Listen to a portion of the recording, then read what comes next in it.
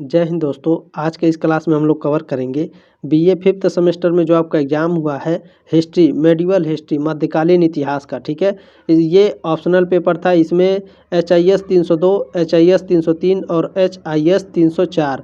ठीक है, तीनों में दोस्तों ये तीन प्रश्न पत्र आपका दिया था और तीनों में से कोई एक ही करना था आपको। ठीक है, ये ऑप्शनल था। आप इनमें से कौन सा किए हैं मुझे नहीं पता है, लेकिन अभी प्रेजेंट टाइम में अभी मैं HIS 303 को सॉल्व करा रहा हूँ। ठीक है, अभी सब्सक्राइब नहीं किए हैं तो सब्सक्राइब करके जो नोटिफिकेशन होता है उसको ऑन कर लीजिएगा। ठीक है, मैं अभी इन दोनों को सॉल्व कराऊंगा तो आपको नोटिफिकेशन चला जाएगा। ठीक है, तो अभी फिलहाल इसे मैं सॉल्व करा रहा हूँ। HIS 303 socio cultural history of India 1200 से 1700 ईस्वी तक, इसे अभी सॉल्व करा दे रहा हूँ। बाकी इसे अभी मैं सॉल्व करा दूंगा। ठीक है, चलिए देखते हैं आपका इसमें कितने प्रश्न सही हुए हैं। कमेंट बॉक्स में कमेंट जरूर करिएगा। चलिए देखिए, यहाँ ग्रुप 2 में आपका दिया था HIS 303 socio cultural history of India 1200 से 1700 ईस्वी तक। ठीक है, इसी को सॉल्व करेंगे। इसमें पहला प्रश्न आपका क्या पूछा था, मध्यकालीन भारत में खानकाह क्या थे। तो मध्यकालीन भारत में जो खानकाह होते थे वह सूफी दरगाह होते थे। ठीक है, ऑप्शन नंबर ए करेक्ट था पहले का। प्रश्न नंबर 2 आपका क्या पूछा था, निम्नलिखित संतों में से किस संत ने बीजक लिखा था।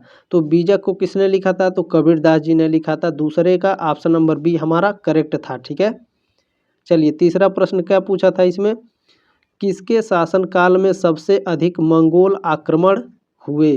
तो सबसे ज़्यादा अलाउद्दीन खिलजी के शासनकाल में मंगोलों के आक्रमण हुए थे। ठीक है, तीसरे का ऑप्शन नंबर डी हमारा करेक्ट था। चलिए चौथा नंबर क्या प्रश्न पूछा है, रजिया सुल्तान किसकी बेटी थी। तो रजिया सुल्तान इल्तुतमिश की बेटी थी। चौथे का ऑप्शन नंबर बी हमारा करेक्ट है। ठीक है, चलिए अगला प्रश्न क्या है, प्रश्न नंबर 5 है आपका, भक्ति आंदोलन किसके द्वारा शुरू किया गया था। तो जो भक्ति आंदोलन था वह आपका अलवर संतों के द्वारा शुरू हुआ था। ठीक है, जो आपके किताब में दिया था वह अलवार संत दिया था। ठीक है, अलवार संतों के द्वारा, यहाँ अलवर लिखा है तो कोई दिक्कत नहीं है, ऑप्शन नंबर ए ही हमारा करेक्ट था इसमें पांचवे का। ठीक है, चलिए अगला प्रश्न क्या है आपका, छठा नंबर प्रश्न है, मुगल काल में मुहर किस प्रकार का सिक्का था। तो सोने का सिक्का होता था। ठीक है, मुगल काल में मुहर को सोने का सिक्का कहा जाता था। इस पॉइंट को याद रखेंगे हमेशा। ठीक है, मुगल काल में सोने के सिक्कों को मुहर कहा जाता था। ठीक है, छठे का ऑप्शन नंबर ए हमारा करेक्ट था। चलिए सातवां नंबर प्रश्न क्या है, चांदी का रुपया और तांबे का दाम नामक सिक्के का प्रचलन किस शासक के द्वारा किया गया। तो यह किया गया था शेर शाह सूरी के द्वारा। ठीक है, ऑप्शन नंबर सी हमारा करेक्ट था सातवें का। चलिए प्रश्न नंबर 8 क्या पूछा है भैया, प्रश्न नंबर 8 आपका पूछा है, निम्नलिखित में से कौन एक अंधा कवि था जिसने कृष्ण की पूजा की और कृष्ण भक्ति पंथ का प्रसार किया। तो यह सूरदास जी थे। ऑप्शन नंबर डी करेक्ट था हमारा आठवें का। अगला प्रश्न देखेंगे, प्रश्न नंबर 9 है, दिल्ली सल्तनत की राजकीय भाषा क्या थी। तो दिल्ली सल्तनत की राजकीय भाषा फारसी थी। ठीक है, बाद में इन्होंने जब इस पे दिल्ली पर शासन किए तो कुछ साल बाद ये फारसी से चेंज करके उर्दू कर दिए थे, लेकिन उर्दू कर दिए थे। ठीक है, इस पॉइंट को भी याद रखेंगे। और आधिकारिक भाषा जो थी वो फारसी थी। ठीक है, दिल्ली सल्तनत की। चलिए आगे बढ़ते हैं, आपकी 9वें का ऑप्शन नंबर डी सही था। ठीक है, याद रखेंगे। चलिए प्रश्न नंबर 10 आपका क्या पूछा है, निम्नलिखित में से किसने स्वयं को पृथ्वी पर ईश्वर की छाया कहा है। तो यह बलबन ने कहा था। ऑप्शन नंबर सी इसमें करेक्ट था 10वें का। चलिए 11वां नंबर प्रश्न क्या पूछा है आपका, दिल्ली सल्तनत का अंतिम शासक कौन था। तो जो दिल्ली सल्तनत का अंतिम शासक था दोस्तों, इब्राहिम लोदी था। ठीक है, ऑप्शन नंबर बी हमारा करेक्ट था 11वां का। ठीक है, याद रखेंगे। चलिए अगला पढ़ते हैं, अगला प्रश्न देखते हैं आपका क्या पूछा था इसमें। 12वां नंबर प्रश्न आपका पूछा था, निम्न में से किस मुस्लिम शासक ने मूल्य नियंत्रण प्रणाली लागू की थी। तो यह अलाउद्दीन खिलजी ने लागू की थी। ऑप्शन नंबर ए करेक्ट हो जाएगा। 12 का ए ऑप्शन हमारा करेक्ट था। ठीक है, चलिए प्रश्न नंबर 13 इसमें क्या पूछा है, नवरोज त्योहार की शुरुआत किसने की। तो नवरोज त्योहार का शुरुआत बलबन ने की थी। ऑप्शन नंबर ए करेक्ट था 13वें का, ठीक है। 13वें का ऑप्शन नंबर ए करेक्ट है, याद रखिए। चलिए 14वां नंबर प्रश्न आपका क्या पूछा है इसमें, मुगल व्यापार, ठीक है। मुगल व्यापार वाणिज्य में प्रचलित बीमा प्रणाली के अध्ययन का मुख्य स्रोत कौन सी रचना है। मैं इसको दोबारा पढ़ देता हूँ, सॉरी। देखिए, मुगल व्यापार वाणिज्य में प्रचलित बीमा प्रणाली के अध्ययन का मुख्य स्रोत कौन सी रचना है। तो इसमें मुख्य स्रोत दोस्तों जो रचना थी वह आईने अकबरी थी, ठीक है। ऑप्शन नंबर ए करेक्ट था 14 का। चलिए अगला प्रश्न क्या है, 15वां नंबर प्रश्न आपका पूछा था, निम्नलिखित में से कौन सा कथन मुगलकालीन हुंडी के विषय में सही नहीं है। तो ऑप्शन नंबर ए इसमें करेक्ट था, ठीक है। हुंडी एक साख पत्र होती थी, यह हुंडी के विषय में सही नहीं था, ठीक है। 15 का ऑप्शन नंबर ए करेक्ट था। चलिए अगला प्रश्न आपका देखते हैं। 16वां नंबर प्रश्न पूछा था, बक्काल कौन थे। तो जो बक्काल थे वह कपड़ा व्यापारी होते थे, ठीक है। ऑप्शन नंबर ए करेक्ट था 16वें का। प्रश्न नंबर 17 आपका पूछा है, लोक निर्माण विभाग पहली बार किसके द्वारा स्थापित किया गया था। तो लोक निर्माण विभाग पहली बार फिरोज शाह तुगलक के द्वारा शुरू किया गया था, ठीक है। 17 का ऑप्शन नंबर डी इसमें करेक्ट था। प्रश्न नंबर 18 देखेंगे आपका क्या पूछा है, प्रसिद्ध कविता गीत गोविंद किसके द्वारा लिखी गई है।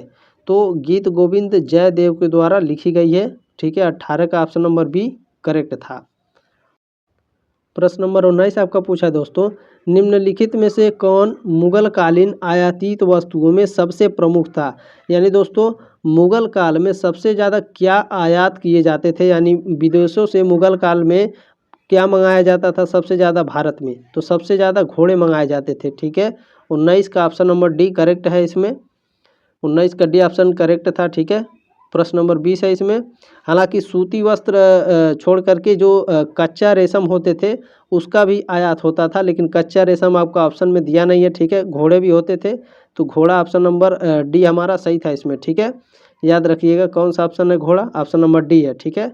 19वें का ऑप्शन नंबर डी करेक्ट है। चलिए अगला आपका देखते हैं क्या पूछा है। प्रश्न नंबर 20 पूछा है, मुगल काल का कौन सा बंदरगाह बाबुल ए मक्का के नाम से जाना जाता था।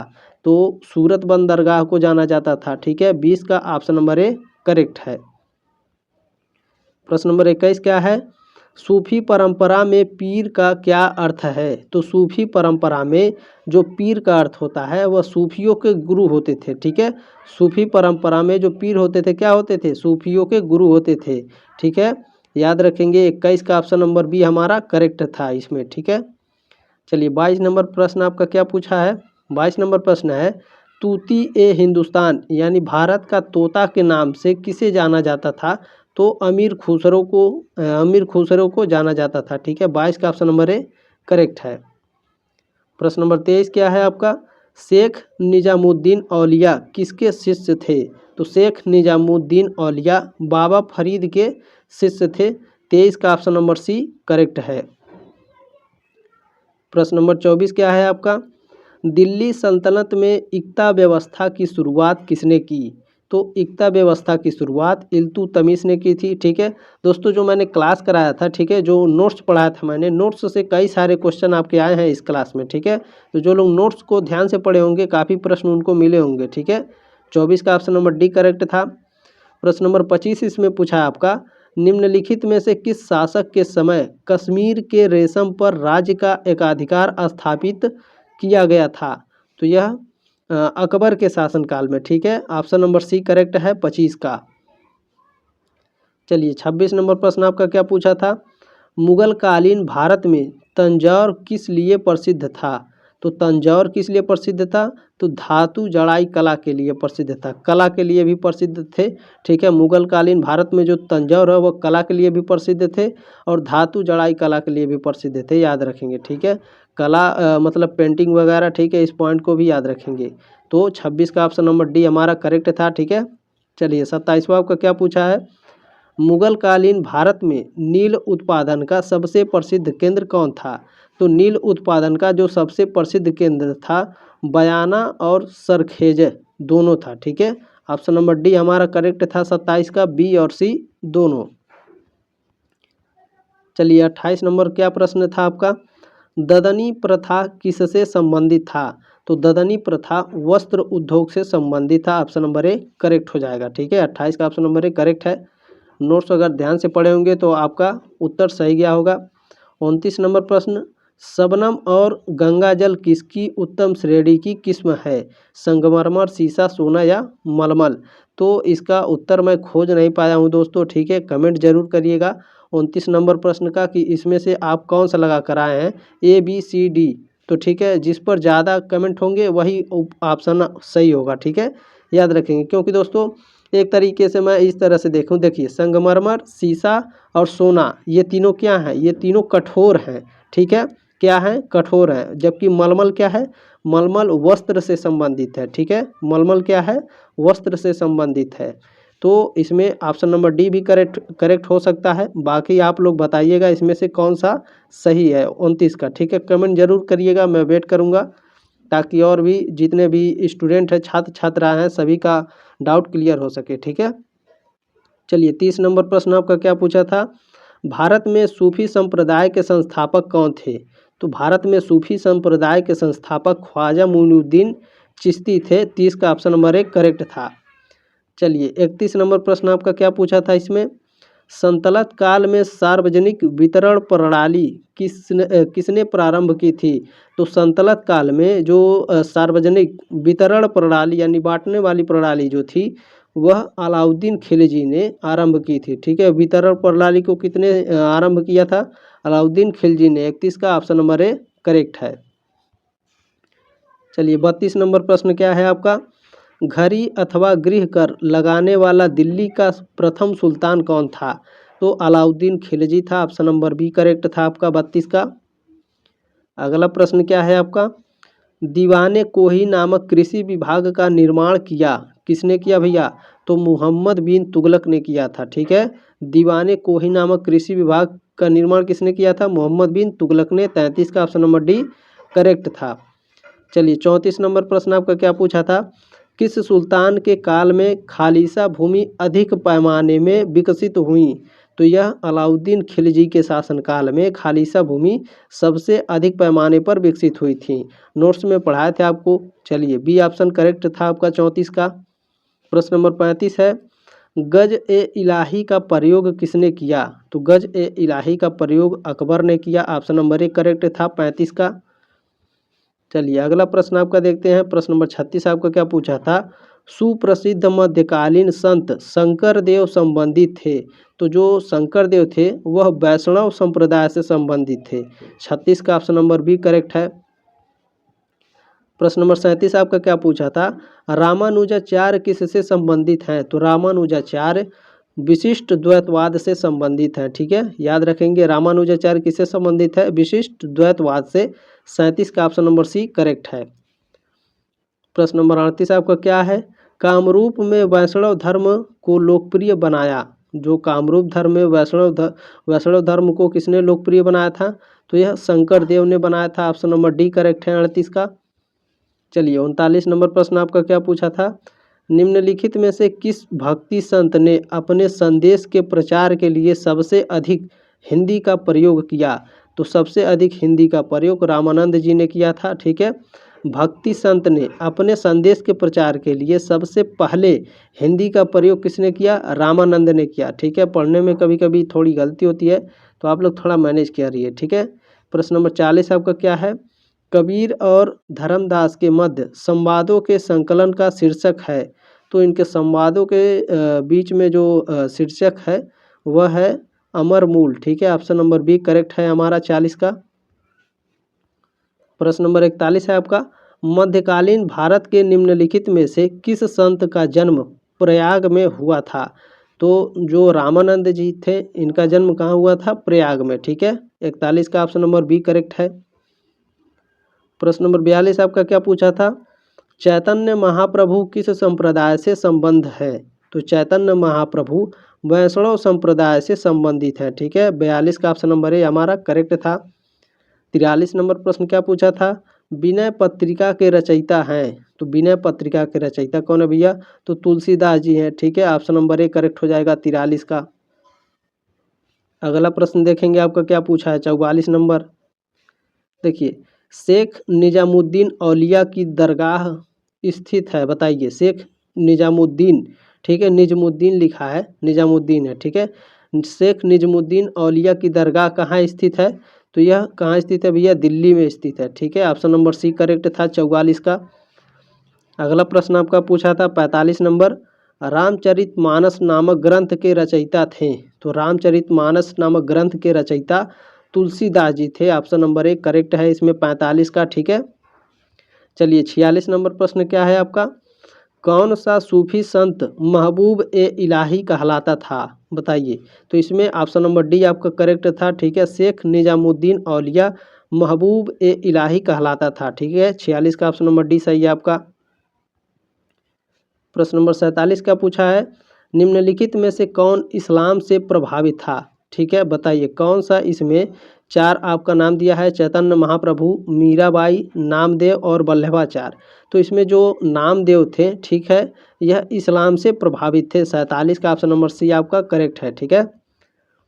चलिए 48 नंबर प्रश्न क्या है? भगवान शिव की प्रतिष्ठा में कितने ज्योतिर्लिंग स्थापित हैं? तो 12 ज्योतिर्लिंग स्थापित हैं।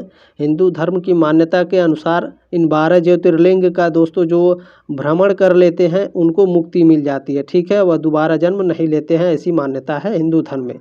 तो 48 का ऑप्शन नंबर बी हमारा करेक्ट हो जाएगा। प्रश्न नंबर 49 है आपका, कबीर शिष्य थे, बताइए कबीर किसके शिष्य थे? तो रामानंद जी के शिष्य थे। 49 का ऑप्शन नंबर बी करेक्ट है। प्रश्न नंबर 50 है आपका, सहना ए मंडी किससे संबंधित था? तो दोस्तों 50 का ऑप्शन नंबर ए करेक्ट है, अलाउद्दीन खिलजी से संबंधित था, ठीक है। सहना ए मंडी किससे संबंधित है? अलाउद्दीन खिलजी। दोस्तों जिनके पास पेपर नहीं है वो टेलीग्राम ग्रुप ज्वाइन कर लें, ठीक है। उसमें मैं वीडियो और पेपर दोनों एक साथ सेंड कर दूंगा, तो आप दोनों को आराम से देख लीजिएगा कितने प्रश्न आपके सही हुए हैं, ठीक है। कमेंट बॉक्स में कमेंट करिएगा, सब्सक्राइब नहीं किए हैं तो कर लीजिएगा, ठीक है। मिलते हैं नेक्स्ट क्लास में दोस्तों, तब तक ले जय हिंद, वंदे मातरम।